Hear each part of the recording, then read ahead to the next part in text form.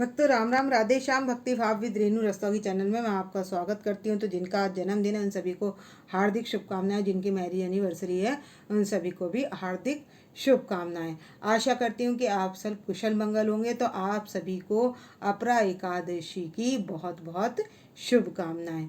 तो आज की वीडियो शुरू करते हैं। आज की वीडियो है कि हम लड्डू गोपाल जी के एकादशी वाले दिन कैसे सेवा करें, इनको भोग प्रसाद कैसे लगाएं। तो भक्तों मैंने इनको स्नान करा लिया है, पंचामृत से स्नान करा चुकी हूँ और मैंने अष्टगंध जो इनका पाउडर है अभ्यंग से उससे मैंने इनको स्नान करा लिया है। और स्नान करके मैंने इनको पीले वस्त्र पहनाकर इनको पधार दिया है। तो आप हमारे छोटे लड्डू गोपाल जी के दर्शन कर लीजिए।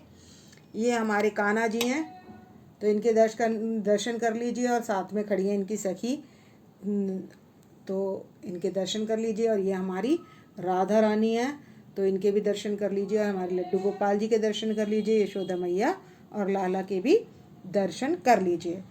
तो भक्तों हम गए थे जगन्नाथपुरी। तो हमारे लड्डू गोपाल जी पिछली बार हमारे साथ नहीं गए थे। पिछली एकादशी पर में हम जगन्नाथपुरी में थे, तो जगन्नाथपुरी हमारे लड्डू गोपाल जी साथ नहीं गए थे।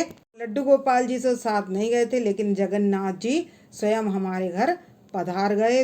तो इससे बढ़िया क्या बात है कि ये जगन्नाथ जी ही हमारे घर आ गए। तो मैंने इनकी ये वस्त्र पीले कल इनकी मैंने ड्रेस तैयार करवाई है। तो मैंने सभी को पीले रंग की वस्त्र धारण कराए हैं। तो ये तो हमारे हैं कृष्ण भगवान हैं, ये हमारी सुभद्रा, कृष्ण जी की बहन सुभद्रा, और ये हैं बलदाऊ। तो मैंने इन तीनों की ड्रेस जो है तैयार कराई है और मैंने पीला आसन देकर इनको भी पधार लिया है। तो आप इन सभी के दर्शन करें और आपकी एकादशी मंगलमय हो। तो दर्शन आप कर चुके हैं, अब हम कर लेंगे इनकी आरती। तो भक्तों हमने जला लिए ज्योत और हम कर लेंगे आरती। तो भक्तों मैं एकादशी की कथा कर चुकी हूँ और अब आरती कर लेंगे। मैंने यहाँ पर भी कुछ पुष्प अर्पित कर दिए हैं और ये हमारे जगन्नाथ जी भगवान तैयार हो चुके हैं। तो अब सबकी आरती कर लेंगे। तो मैं यहाँ पर करने वाली हूँ बांके बिहारी तेरी आरती गाऊं। तो आरती कर लेंगे। तो एक विष्णु भगवान जी की आरती कर लेंगे और एक गंगा जी की आरती कर लेंगे और एक जगन्नाथ जी की आरती कर लेंगे। तो जय जगन्नाथ ये सभी किताबों में होती है। तो आपको ये आती है तो ठीक है, नहीं तो आप ओम जय जगदीश हरे ये वाली आरती भी कर सकते हैं। तो मैं यहाँ सारी आरती नहीं करूँगी इस समय पे, मैं सिर्फ बांके बिहारी जी की आरती करूँगी। तो अब हम घंटी बजा लेंगे और मैं इत्र सेवा और दर्पण सभी को दिखा चुकी हूँ। तो अब घंटी बजाकर आरती करते हैं। बांके बिहारी तेरी आरती गाऊं, हे गिरधर तेरी आरती गाऊं, आरती गाऊं, प्यारे तुमको मनाऊं, हरि चरणों में शीश झुकाऊं, मैं बांके बिहारी तेरी आरती गाऊं, चरणों से निकली है गंगा प्यारी, जिसने सारी धरती तारी, देख युगल छवि वल जाऊं, मैं बांके। तो आरती करने के बाद हम इस पर छींटा लगा लेंगे और सभी को देवताओं को जोत दे देंगे अपने, और उसके बाद ये जोत हम अपने परिवारजनों को दे देंगे। तो अब इसके बाद मैं लगाऊंगी इनको भोग। तो भक्तों इन्हें भोग में क्या लगाना है तो हम तैयारी करते हैं। तो चलते हैं किचन में और तैयारी करते हैं, इनके लिए शेक बनाते हैं। तो भक्तों सुबह मैंने ये आरती जल्दी कर ली है, अब इनको हम लगा देंगे मैंगो शेक का भोग। तो ये मैंने ले लिए फ्रूट्स, तो जिनका मैं फ्रूट्स कट करके और भोग के लिए लगाने वाली हूँ। और इस शेक बनाएंगे अभी हम। तो मैंने मिक्सी निकाल लिया और दूध भी तैयार है। और अब मैं इसमें आम डाल दूँगी और पीसते। तो ये हमने फ्रूट्स कट कर लिए हैं और छोटा मैंने थोड़ा बारीक बारीक आम भी काट कर रख लिया है। और ये मैंने इसमें डाल दिया है आम और चीनी, और ये कटा हुआ आम मैं सबसे बाद में डालूँगी। अब करते हैं मैंगो शेक तैयार। तो ये पिस चुका है और अब इसमें मैं कर रही हूँ दूध ऐड, और अब बना लेंगे मैंगो शेक। और इसमें 2-4 आइस भी डाल सकते हैं, ज़्यादा ठंडा बनाना है। तो ये शेक मैंने तैयार कर लिया है और इसमें मैं कुछ डालूँगी आम के टुकड़े और काजू बादाम। तो इसमें तो मैं 1-1-2 ही डाल दूँगी, बाकी इसमें थोड़े ज़्यादा से डाल लेंगे। और इधर भी डाल दूँगी मैं इसमें, और इसके ऊपर डाल लेंगे हम काजू बादाम।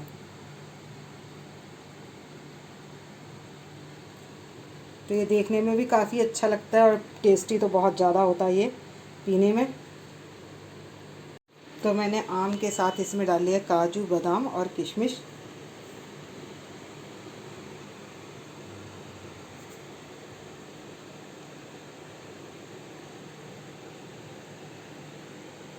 तो अब हम इन्हें भोग लगाने के लिए लेकर चलते हैं। तो ये दोनों प्लेट तैयार हो चुकी हैं और अब लेकर चलते हैं भोग लगाने के लिए अपने लड्डू गोपाल जी के पास।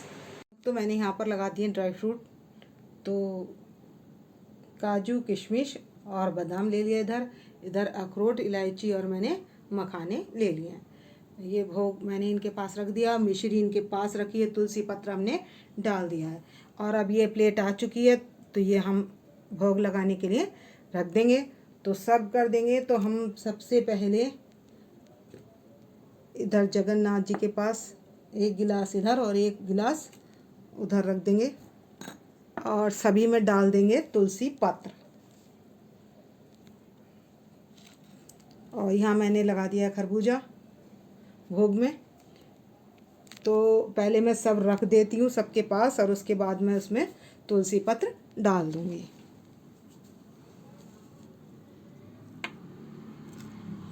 तो ये हम रख देंगे अपने लड्डू गोपाल जी के पास, और एक रख देंगे गिलास इधर।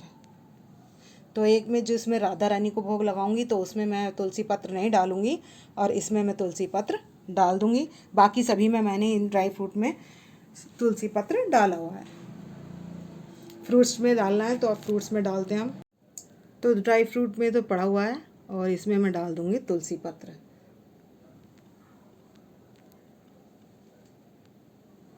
तो सभी में आपको जब जैसे आपके यहाँ मेरे यहाँ जगन्नाथ जी आए हुए हैं तो इनके में भी तुलसी पत्र को जरूर लगाया जाता है भोग में। तो और जगन्नाथ जी का भोग बड़े से बड़े बर्तन में रखें, मतलब जो भी है। तो मैंने यहाँ पर 2 गिलास रख दिया है, अब बड़े गिलास में रखें। कहने का मतलब है भोग ज़्यादा लगाया जाता है, इसलिए जो ज़्यादा हो वो क्वांटिटी की चीज़ सबसे पहले उनके पास रखनी चाहिए।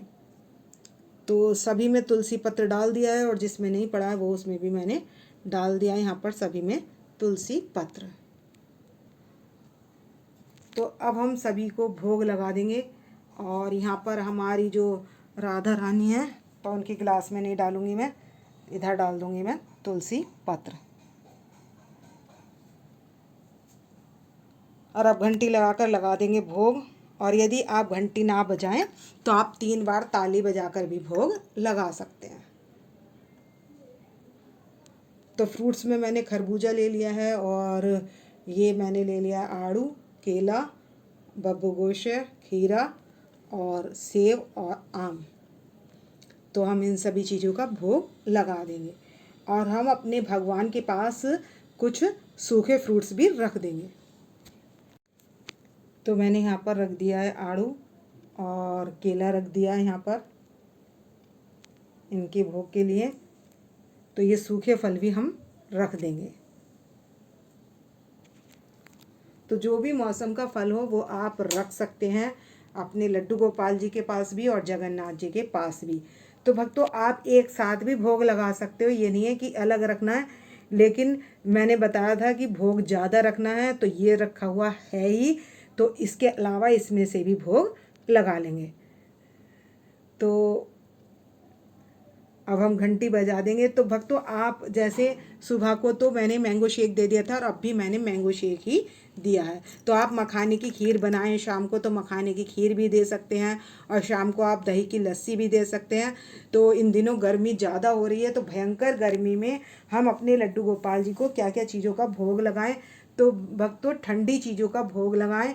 खीरा भी ठंडा होता है और खरबूजा भी ठंडा होता है और ये जलीय भी होता है। तो पानी ज़्यादा से ज़्यादा पिलाएं। एक तो अपने लड्डू गोपाल जी हों या तो आपने देखा होगा मैं शॉर्ट जो डालती हूँ उसमें 2-2 गिलासों में पानी भर कर रखती हूँ। ये छोटे वाले जो गिलास हैं मैं इनमें भर कर रखती हूँ और उनमें ही उनसे ही मैं भोग लगाती हूँ। तो पानी भी ज़्यादा रखना है। तो मैं 2 गिलासों में ये रखती हूँ और पीछे देख सकते हैं ये मटकी रखी है, गिलास रखा है। इसके अलावा ये भी रख देती हूँ और मैं पानी बदल देती हूँ। जो ये इसमें गिलास में पानी रखती हूँ, सुबह को पानी रखती हूँ तो फिर वो मैं अपने गिलास में पलट कर और दूसरा पानी भरकर दोपहर में खाना खाने से 1 घंटे पहले मैं पलट देती हूँ, वो ठंडा हो जाता है। या मटकी का पानी ग्लास में पलट देती हूँ, मटकी में और पानी भरकर रख देती हूँ। फिर शाम को जब इनको उठाने के बाद दोपहर में इनको सुला देते हैं, 1 बजे के बाद हम सुला देते हैं। इन्हें लंच वगैरह करा के इनको सुला देते हैं और आज का लंच तो इनका यही है जो ये कर रहे हैं यहाँ पर बैठकर। तो उसके बाद क्या करते हैं, जब शाम को उठाती हूँ तो वो मटकी का पानी उसमें से पिलाने के बाद वो मैं पलट देती हूँ और वो हम पी लेते हैं, परिवार के किसी भी जन को दे देते हैं। मैं तो मटकी का पानी जो होता है वो मैं पलट कर ग्लास में मैं पी लेती हूँ और जो सामने कोई होता है तो उनको भी दे देती हूँ। और रात को सब आ जाते हैं तो मैं रात को सभी को वो जल दे देती हूँ। तो दिन भर तो मैं यूज़ करती हूँ और रात को सभी परिवारजन जो इकट्ठे होते हैं तब मैं सबको वो जल में मिलाकर मैं इनका चरणामृत वो दे देती हूँ सभी को। तो आप भी ऐसे ही कर सकते हैं कि आपके घर में भी सब ऑफिस या काम के लिए जाते होंगे तो चरणामृत नहीं पी पाते होंगे, तो आप रात को अवश्य दे दें और सुबह खाना खाने के बाद जब भी पानी पिए मतलब तो चरणामृत ले लें। और पूजा करने के बाद तो मैं चरणामृत लेती हूँ। तो मैं 3 बार इस मटकी का पानी बदल देती हूँ। तो भक्तों, मैंने अपने मंदिर में अलग मटकी रखी है और यहाँ पर मैंने अलग मटकी रखी है। उसके अलावा ये 2 गिलास हैं जो इनमें भी मैं पानी भरकर ढककर रख देती हूँ। तो पानी की सेवा ज़्यादा से ज़्यादा दें और आप नींबू पानी भी पिला सकते हैं एकादशी में अपने लड्डू गोपाल जी को। और नींबू पानी में आप नमक न डालें, बस चीनी और नींबू डालकर अपने लड्डू गोपाल जी को भोग लगा सकते हैं। बाज़ार की किसी भी वस्तु का भोग ना लगाएं, क्योंकि बाज़ार में किसी चीज़ में अरारोट मिला होता है, किसी में कुछ मिला होता है, तो ऐसी वस्तुओं का भोग ना लगाएं। घर पर आपने यदि बर्फ़ी वगैरह कुछ मीठा बनाया तो उसका भी भोग लगा सकते हैं। वैसे तो 4 फल के साथ एक शेक ले लिया जाए तो वो पूर्ण आहार हो जाता है। तो अब हमने बजा लेनी है घंटी। अब घंटी बजाकर हम अपने लड्डू गोपाल जी को भोग लगा देंगे। तो 15 मिनट बाद पर्दा डाल दूंगी मैं यहाँ पर और इनको 15 मिनट बाद इनको भोग लगाएंगे और जो ये दृष्टि प्रसाद बन जाएगा तो ये सारा दृष्टि प्रसाद भी आप ग्रहण कीजिए। और आप कमेंट्स करके बताएं कि हमारे जो ये जगन्नाथ जी भगवान जी आए हुए हैं तो इनका श्रृंगार आपको कैसा लगा और इनके दर्शन आपको कैसे लगे। और आप कमेंट्स करके ये भी बताएं कि आप अपने लड्डू गोपाल जी को एकादशी पर क्या क्या भोग लगाते हो। और मैं तो भक्तों कोटू का बनाती ही नहीं हूँ। व्रत का मतलब होता है कि कम से कम खाना और 2-4 फल जो भी हों वो ले लेना। जैसे ये प्रसाद है तो इस प्रसाद में से थोड़ा थोड़ा प्रसाद, ये नहीं है कि मैं सारा ही, जैसे हमने अब भोग लगाया कोई घर पर नहीं है तब भी उठाकर रखना है आपको। और जब आपके घर में सब जो आ जाएं तो आप ये प्रसाद उनको अवश्य बांटें। और यदि आपके घर कोई, जैसे मेरे घर कोई मिलने आया है किससे, जगन्नाथ जी से, तो वो प्रसाद में इसमें से प्रसाद उनको भी दे देती हूँ। तो प्रसाद का मतलब है सभी को बांट देना। भगवान के साक्षात दर्शन होते हैं इसमें और वो सभी को बांट देना चाहिए। कुछ अपने आप ग्रहण करना चाहिए और कुछ फैमिली मेंबर को, और जो उसके अलावा कोई अतिथि भी आते हैं तो उनका प्रसाद दे देना चाहिए। तो भक्तों 15 मिनट हो चुके हैं और हर चीज़ को अपने लड्डू गोपाल जी को, जगन्नाथ जी को कम से कम 10-10 बारी खिलाना है। तो मैं 10-10 बारी तो आपको यहाँ पर आपको नहीं दिखाऊंगी क्योंकि वीडियो काफ़ी लंबी हो जाएगी, लेकिन वीडियो के बाद मैं अवश्य पिला दूंगी। तो ये नहीं है कि एक सिप के लिए हमने अपने लड्डू गोपाल जी को पिलाया या राधा रानी को पिलाया और उसके बाद हमने नहीं पिलाया। तो मैं सभी को पिलाऊंगी, लेकिन बाद में पिला दूंगी। ये अपने लड्डू गोपाल जी को पिला देंगे। तो इसी तरीके से हम अपने जगन्नाथ जी भगवान को भी भोग लगा देंगे।